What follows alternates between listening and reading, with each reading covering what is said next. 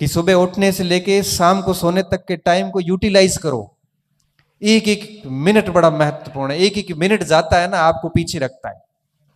आप सोचिए, जिस समय आप आराम कर रहे हैं, जिस समय आप पार्टी कर रहे होते हैं, जिस समय आप गप का लग रहे होते हैं, उस समय कोई न कोई बहुत गहनता से मेहनत कर रहा होता है।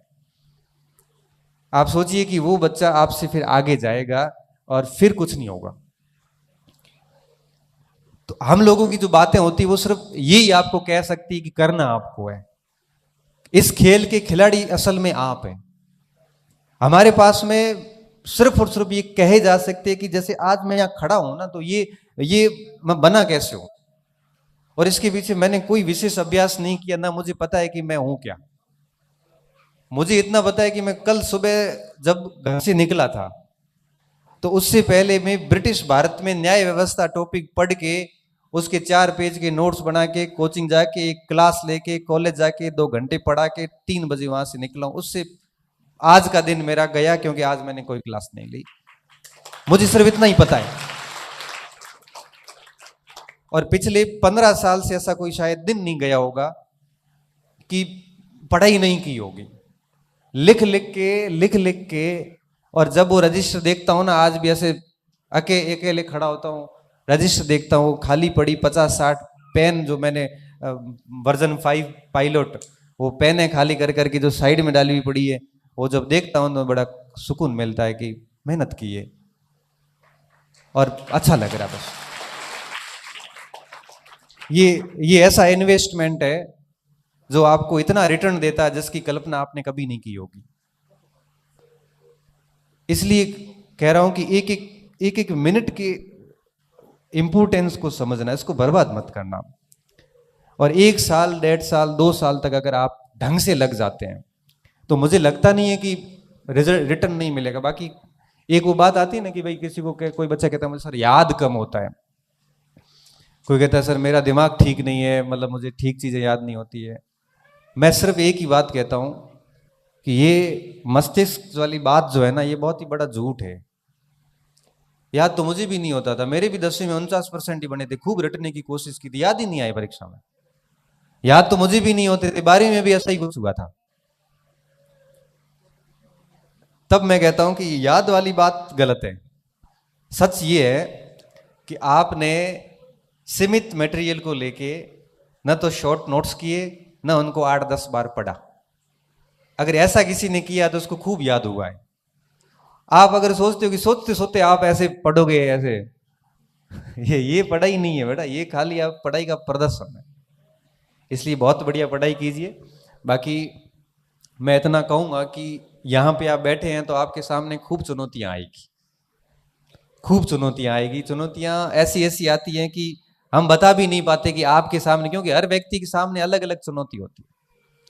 हर व्यक्ति किसी न किसी स्ट्रगल को फेस कर रहा होता है। तब मैं कई बार कहता हूं कि आप किसी भी व्यक्ति का कोई मजाक मत करो, क्योंकि वो एक नई समस्या से गुजर रहा है। वो हर व्यक्ति का रिस्पेक्ट करिए, क्योंकि कल वो कहां पे जाने वाला है ये आपको पता नहीं है। हर व्यक्ति को सम्मान की दृष्टि से देखिए। आपको नहीं पता है कि वो व्यक्ति क्या है और क्या करने वाला है आगे। और किसी की भी, मैं कई बार मेरी ऑफलाइन क्लासेस में कहता हूं कि किसी की भी मजाक मत करो। क्यों? क्योंकि हर व्यक्ति अलग प्रकार की समस्या से गुजर रहा है और उन शब्दों से वो बहुत परेशान होता है, जिसका आंकलन आप लगा नहीं सकते।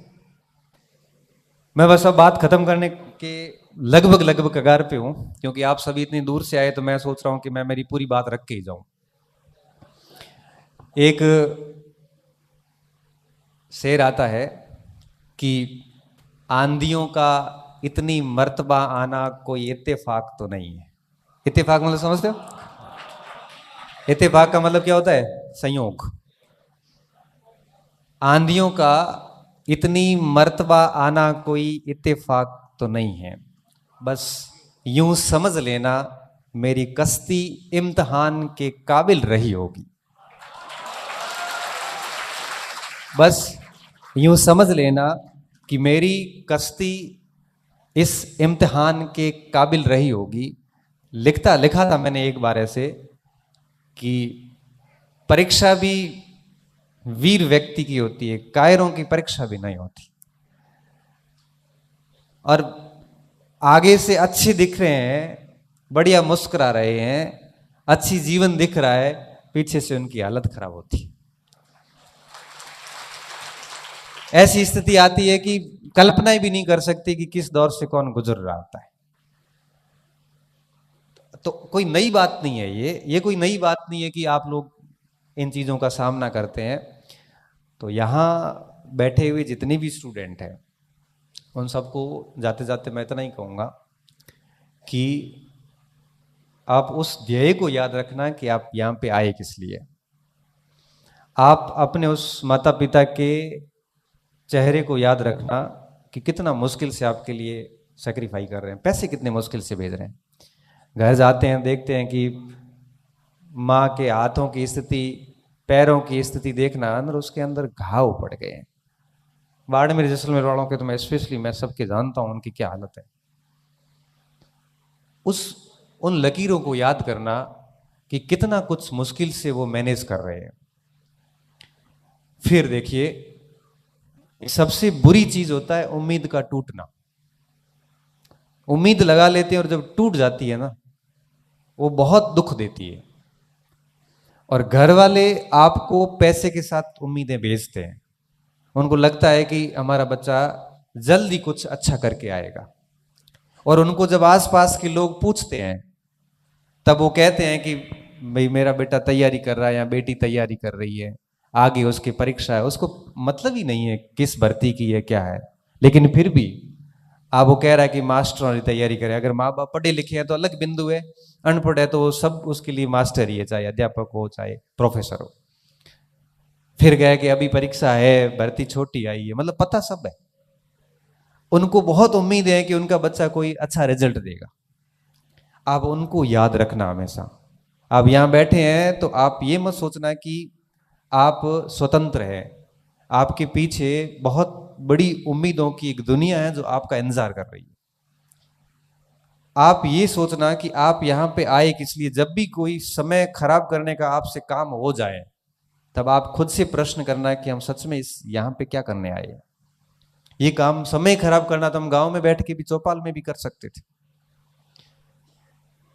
और ये सोचने के बाद आप केवल दिमाग में एक ही बात रखिए कि अपना काम सिर्फ पढ़ना है और इसके अलावा कुछ नहीं करना। और सब दिन समान नहीं होते, ये सुख और दुख दोनों एक साइकिल है। अभी दुख है तो देख लेना कुछ समय में सुख आने वाले हैं। अभी सुख है तो मान के चलिए, तैयार रहिए एकदम मस्तिष्क में कि दुखों का दौर भी आने वाला है। हर समय बिल्कुल समान नहीं रहता। आपके पास अवसर है, आपके पास ऊर्जा है, आपके पास क्षमता है, आपके पास में प्रॉपर तरीके से सामग्री है, आपके पास में सब चीजें हैं। जरूरत इस बात की है कि आप अपने आप को कितना खपाते हो। और मैं तो कई बार YouTube पे बोलता हूँ, कई बार आपके व्यक्तिगत तौर पे भी बोला है कि पढ़ने से किसी की मृत्यु नहीं होती। आप 15 घंटे भी पढ़ लोगे तब भी आपकी मौत नहीं होगी। जब आपको पता है कि मौत नहीं होनी है तो फिर ढंग से पढ़ो। फिर ये पढ़ने के 2-2, 4-4 घंटे के नाटक क्यों करने। पढ़ना है तो पूर्ण मन से पढ़ा जाए और ढंग से पढ़ा जाए। मैं तो कई बार ये बताता हूँ, कोशिश करता हूँ कि बच्चों को रिवीजन करना भी नहीं आता कि रिवीजन कैसे करना है, उसका अभ्यास कैसे करना है। एक चीज पढ़ते हैं आगे पीछे भूल जाते हैं, उसका क्या करना है। ये ऐसी समस्या इसलिए आती है कि हम सच में निरंतर 1 साल 6 महीने 7 महीने पढ़ते नहीं है। ये पढ़ेंगे तो अपने आप ही धीरे धीरे धीरे धीरे धीरे धीरे इन प्रश्नों के जवाब मिलने शुरू हो जाते हैं। तो बहुत बढ़िया मेहनत कीजिए, बहुत अच्छे व्यक्ति बनिए, माता पिता की उम्मीदों पे कायम उतरिए। मैं तो ये कहता हूँ कि जीवन में अगर मान लो नौकरी नहीं भी लगती है ना, तब भी आपका विषय इतना अच्छा होना चाहिए कि आप किसी कोचिंग में भी जाओगे ना पढ़ाने, तब भी आपको लाख रुपए देंगे। सब कहानी किसकी है? सब कहानी है आपके ज्ञान की। पूजा सिर्फ ज्ञान की होती है, बाकी शक्लें, सूरत, ये बड़ा शरीर कोई काम का नहीं है। जब तक आपके पास नॉलेज नहीं है तब तक कोई मंच नहीं है। और गवर्नमेंट में हो जाता है तो ठीक है, नहीं तो अगर आपकी कमांड अच्छी है ना, तो आप अपने आप को इतना स्थापित कर सकते हैं कि कोई हिला भी नहीं सकता वहां से आपको। कोई फर्क नहीं पड़ता कि आप किस शहर से आते हैं, गांव से आते हैं, पर कुछ अंदर होना तो चाहिए ना, बिना उसके कुछ भी प्राप्त नहीं होना। तो आपके पास में वो कैलिबर होना चाहिए। वो कब आएगा? जब आप बहुत शिद्दत से पढ़ोगे। और ये पढ़ाई किसी के साथ भेदभाव नहीं करती, व्यक्ति करता है कि व्यक्ति भेदभाव कर लेता है, कि जाति के आधार पे कर लेता है, कि धर्म के आधार पे कर लेता है, कि रंग के आधार पे कर लेता है, वर्ग के आधार पे कर लेता है।